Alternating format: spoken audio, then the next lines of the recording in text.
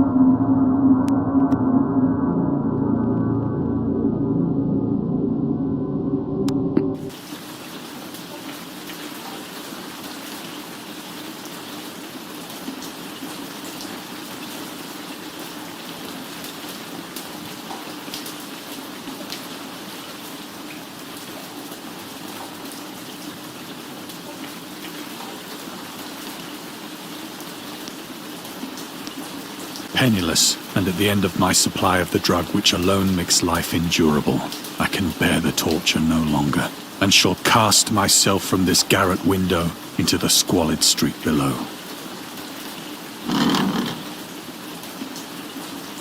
Do not think from my slavery to morphine that I am a weakling or a degenerate.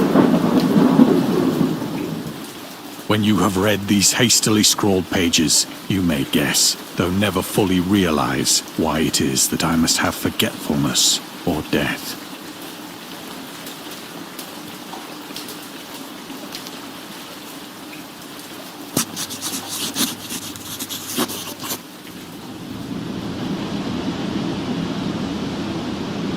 It was in one of the most open and least frequented parts of the broad Pacific that the packet of which I was supercargo fell a victim to the German sea raider.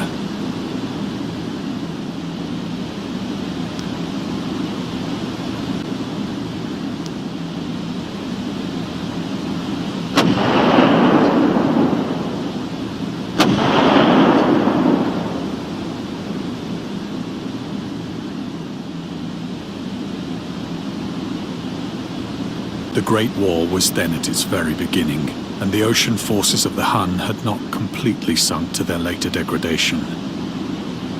So that our vessel was made a legitimate prize, whilst we of her crew were treated with all the fairness and consideration due us as naval prisoners.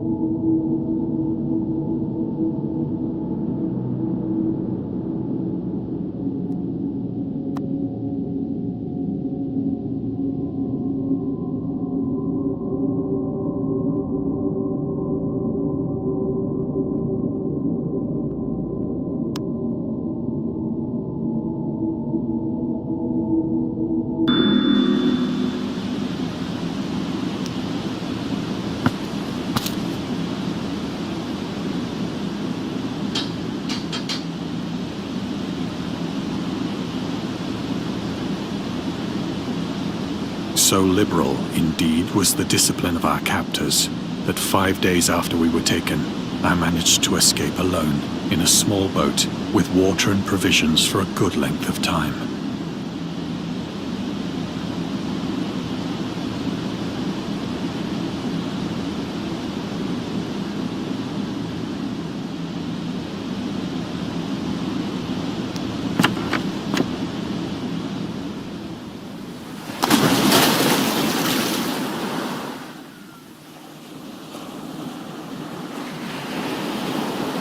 When I finally found myself adrift and free, I had but little idea of my surroundings. Never a competent navigator, I could only guess vaguely by the sun and stars that I was somewhat south of the equator. Of the longitude, I knew nothing, and no island or coastline was in sight.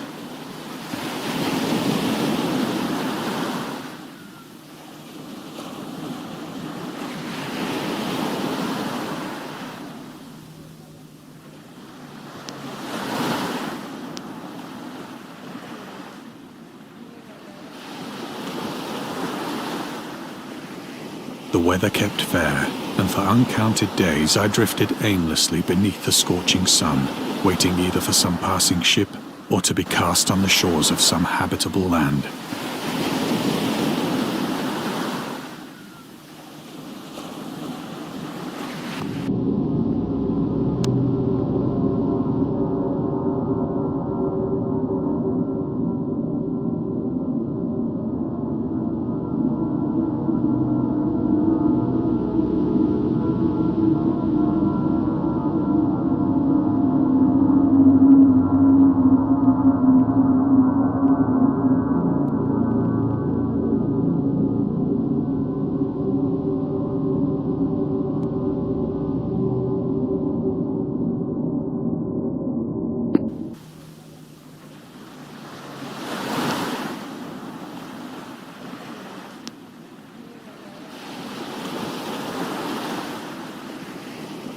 But neither ship nor land appeared, and I began to despair in my solitude upon the heaving vastness of unbroken blue.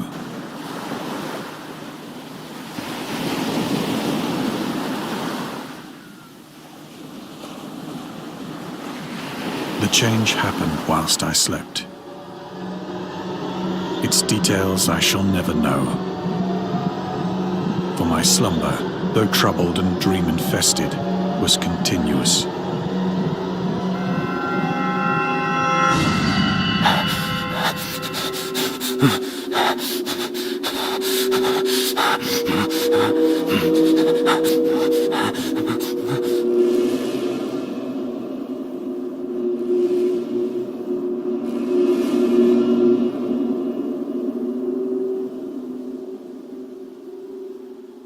When at last I awoke, it was to discover myself half sucked into a slimy expanse of hellish black mire, which extended about me in monotonous undulations as far as I could see, and in which my boat lay grounded some distance away. Though one might well imagine that my first sensation would be of wonder at so prodigious and unexpected a transformation of scenery, I was in reality more horrified than astonished. For there was in the air, and in the rotting soil, a sinister quality which chilled me to the very core. The region was putrid with the carcasses of decaying fish, and of other, less describable things which I saw protruding from the nasty mud of the unending plain. Perhaps I should not hope to convey in mere words the unutterable hideousness that can dwell in absolute silence and barren immensity. There was nothing within hearing, and nothing in sight, save a vast reach of black slime. Yet the very completeness of the stillness and the homogeneity of the landscape oppressed me with a nauseating fear.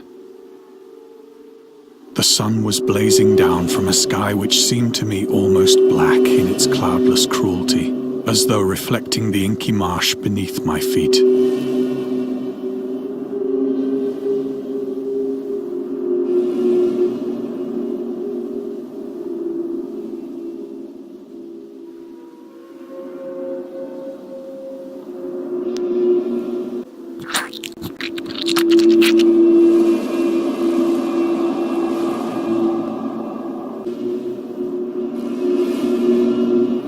As I crawled into the stranded boat, I realized that only one theory could explain my position.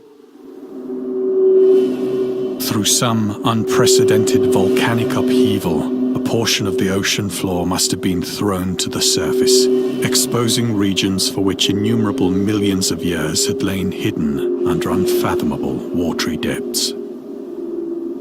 So great was the extent of the new land which had risen beneath me, that I could not detect the faintest noise of the surging ocean, straining my ears as I might.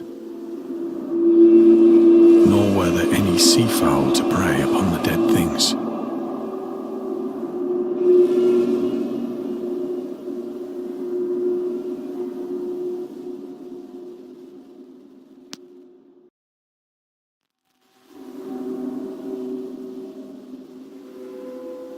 For several hours I sat thinking or brooding in the boat, which lay upon its side and afforded a slight shade as the sun moved across the heavens.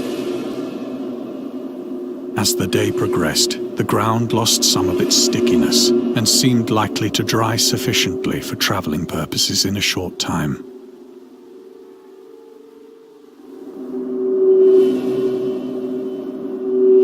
That night I slept but little, and the next day I made for myself a pack containing food and water, preparatory to an overland journey in search of the vanished sea and possible rescue.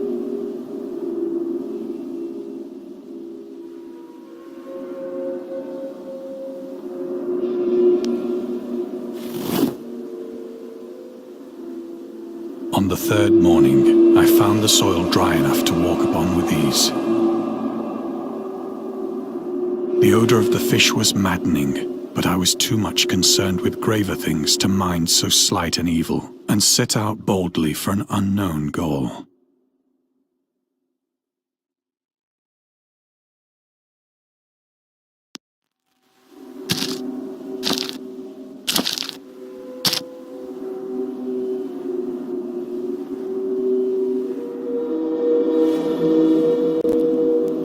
All day I forged steadily westward, guided by a faraway hummock which rose higher than any other elevation on the rolling desert.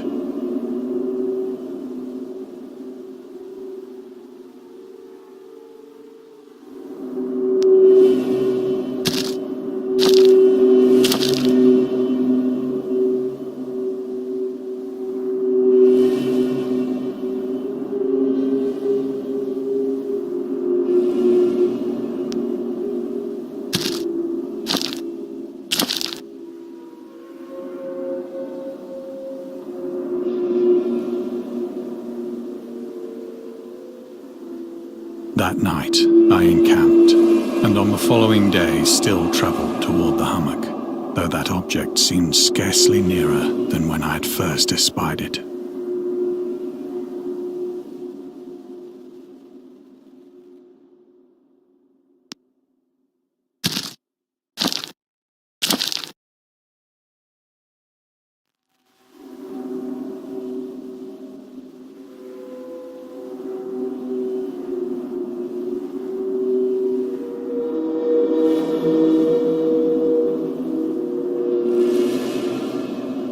By the fourth evening, I attained the base of the mound, which turned out to be much higher than it had appeared from a distance.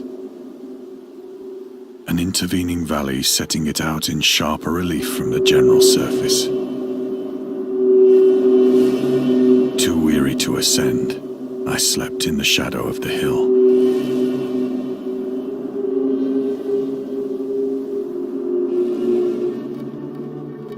I know not why my dreams were so wild that night. But ere the waning and fantastically gibbous moon had risen far above the eastern plain,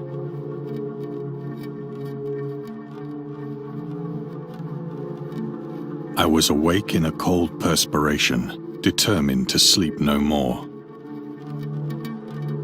Such visions as I had experienced were too much for me to endure again. And in the glow of the moon I saw how unwise I had been to travel by day. Without the glare of the parching sun, my journey would have cost me less energy.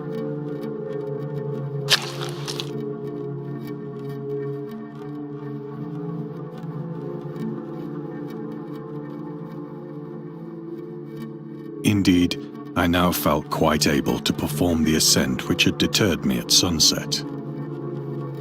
Picking up my pack, I started for the crest of the eminence.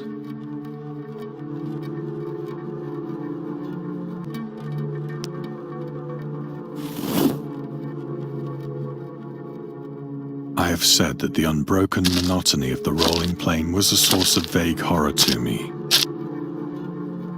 But I think my horror was greater when I gained the summit of the mound and looked down the other side into an immeasurable pit or canyon, whose black recesses the moon had not yet soared high enough to illumine. I felt myself on the edge of the world, peering over the rim into a fathomless chaos of eternal night.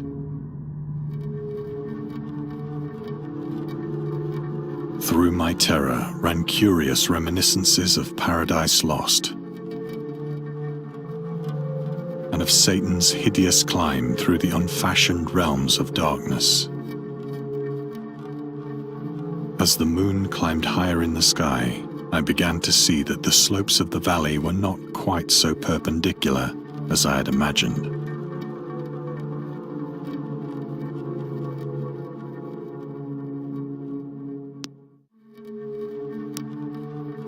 Ledges and outcroppings of rock afforded fairly easy footholds for a descent.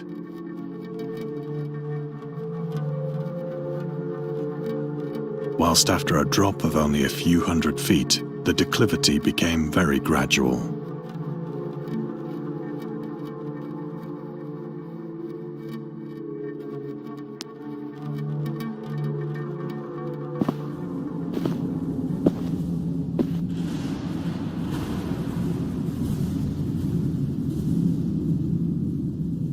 Urged on by an impulse which I cannot definitely analyze, I scrambled with difficulty down the rocks and stood on the gentler slope beneath, gazing into the Stygian deeps, where no light had yet penetrated. All at once, my attention was captured by a vast and singular object on the opposite slope, which rose steeply about 100 yards ahead of me.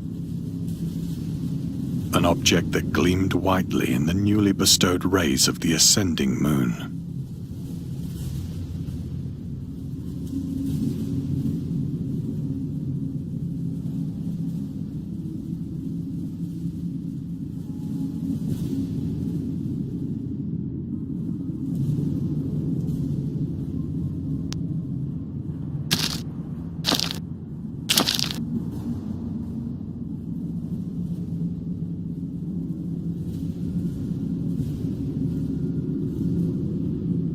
That it was merely a gigantic piece of stone, I soon assured myself.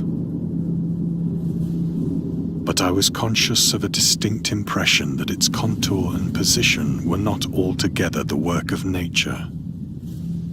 A closer scrutiny filled me with sensations I cannot express.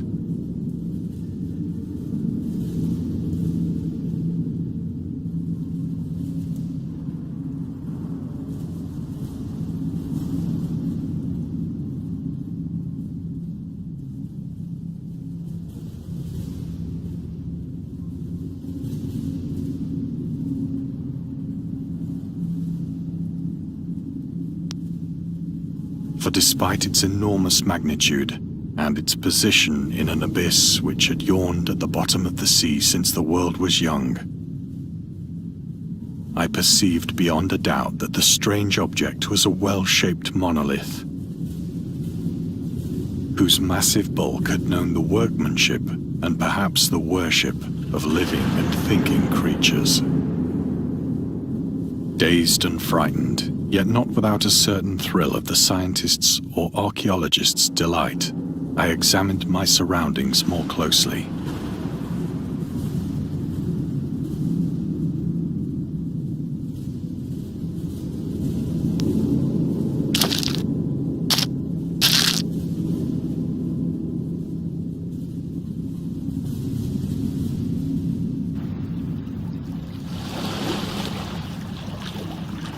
The moon, now near the zenith, shone weirdly and vividly above the towering steeps that hemmed in the chasm.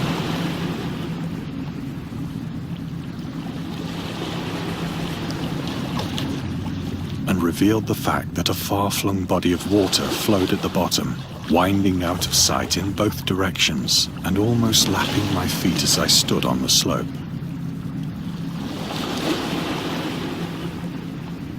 Across the chasm, the wavelets washed the base of the Cyclopean monolith,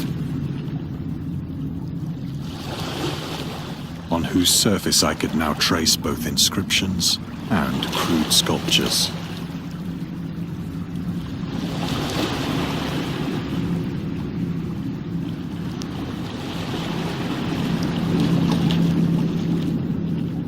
The writing was in a system of hieroglyphics unknown to me and unlike anything I'd ever seen in books. Consisting for the most part of conventionalized aquatic symbols such as fishes, eels, octopi, crustaceans, mollusks, whales, and the like. Several characters obviously represented marine things which are unknown to the modern world.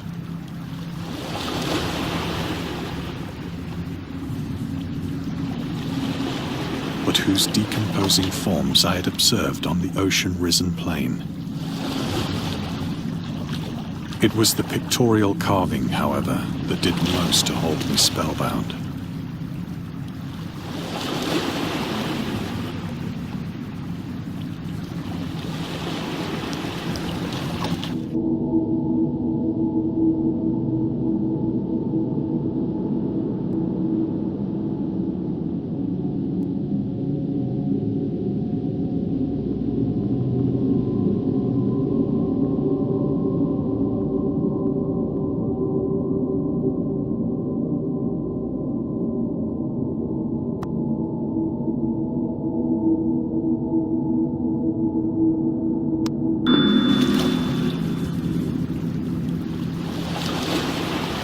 Plainly visible across the intervening water on account of their enormous size were an array of bas-reliefs whose subjects would have excited the envy of a Doré.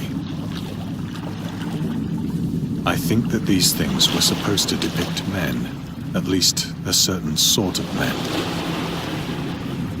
though the creatures were shown disporting like fishes in the waters of some marine grotto,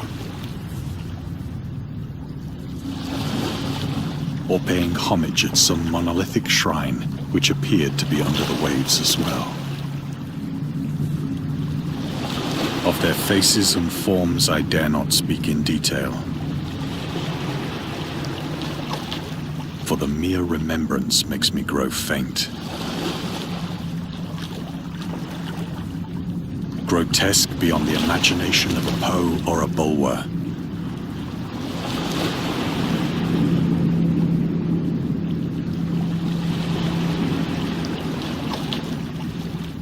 They were damnably human in general outline, despite webbed hands and feet, shockingly wide and flabby lips, glassy, bulging eyes, and other features less pleasant to recall. Curiously enough, they seemed to have been chiseled badly out of proportion with their scenic background. For one of the creatures was shown in the act of killing a whale, represented as but little larger than himself.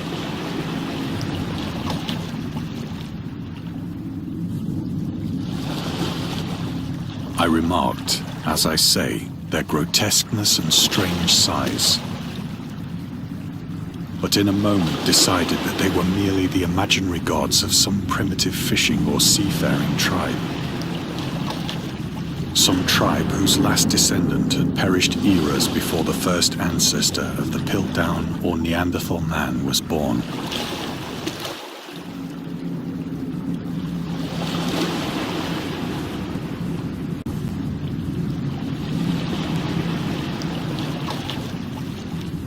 Awestruck at this unexpected glimpse into a past beyond the conception of the most daring anthropologist,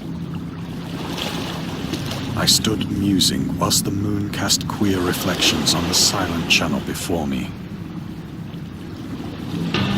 Then, suddenly, I saw it. With With only a slight churning to mark its rise to the surface, the thing slid into view above the dark waters.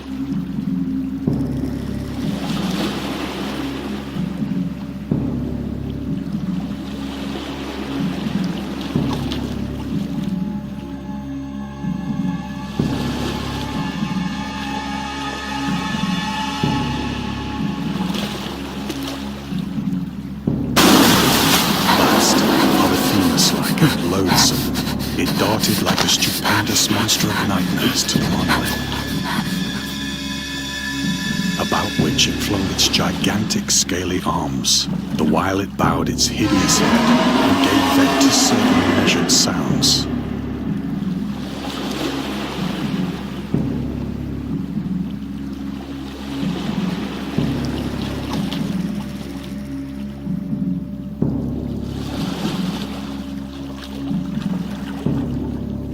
I think I went mad then.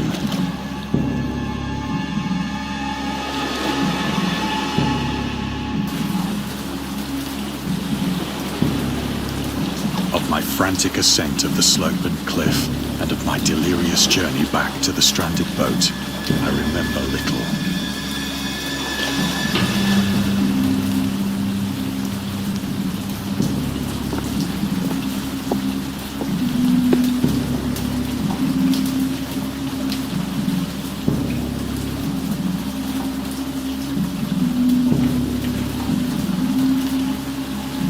I believe I sang a great deal and laughed oddly when I was unable to sing.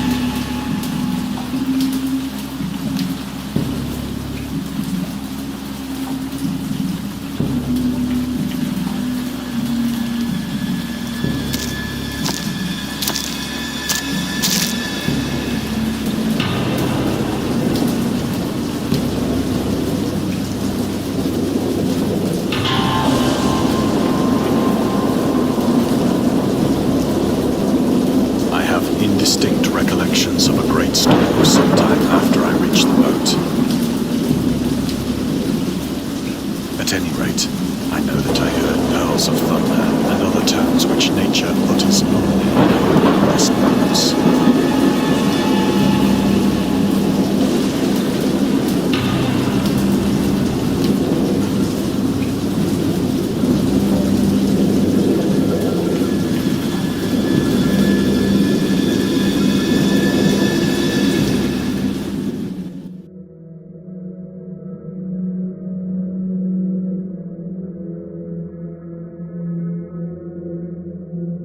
When I came out of the shadows, I was in a San Francisco hospital.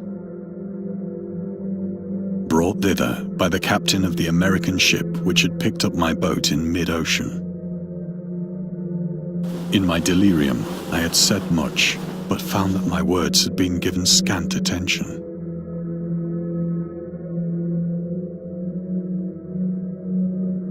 Of any land upheaval in the Pacific, my rescuers knew nothing. Nor did I deem it necessary to insist upon a thing which I knew they could not believe.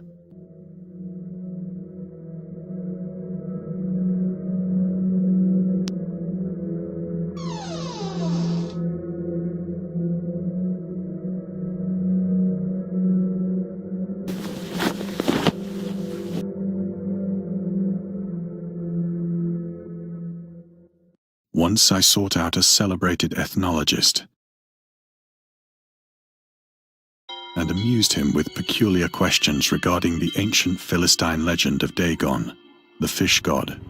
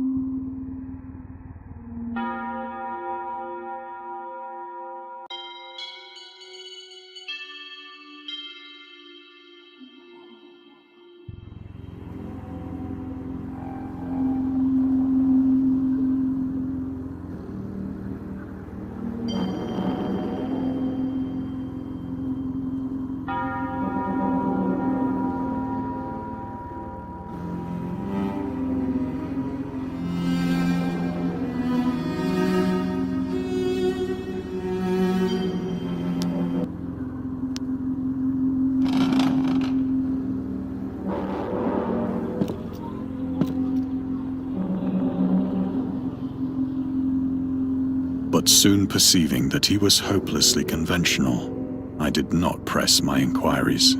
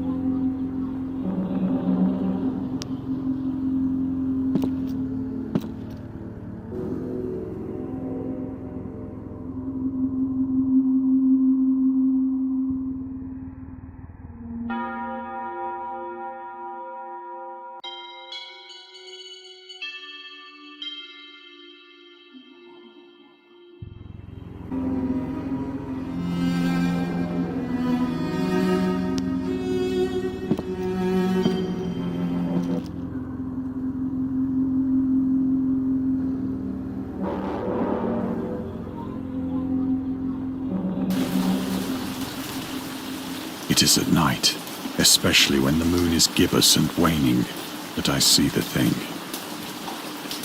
I tried morphine, but the drug has given only transient surcease and has drawn me into its clutches as a hopeless slave.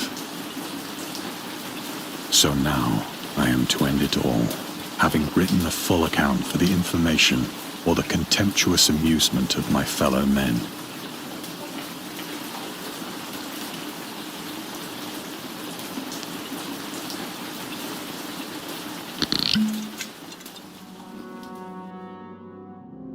Often, I ask myself if it could not all have been a pure phantasm. A mere freak of fever as I lay sun-stricken and raving in the open boat after my escape from the German man of war. This I ask myself, but ever does there come before me a hideously vivid vision in reply. I cannot think of the deep sea without shuddering at the nameless things that may at this very moment be crawling and floundering on its slimy bed, worshipping their ancient stone idols and carving their own detestable likenesses on submarine obelisks of water-soaked granite. I dream of a day when they may rise above the billows to drag down into their reeking talons the remnants of puny, war-exhausted mankind. Of a day when the land shall sink, and the dark ocean shall ascend amidst universal pandemonium.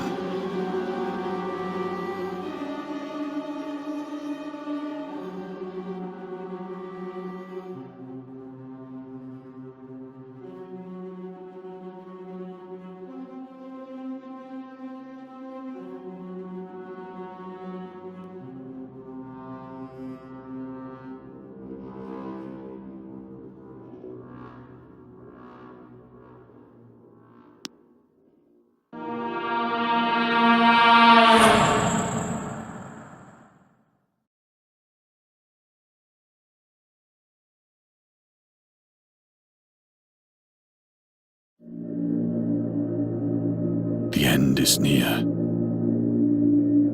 I hear a noise at the door, as of some immense slippery body lumbering against it.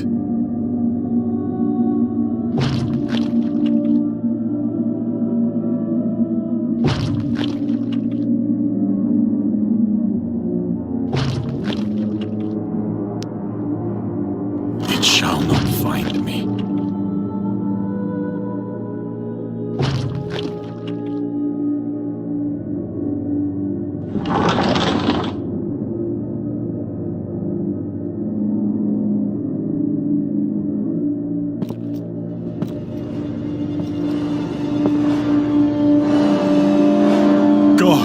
That hand!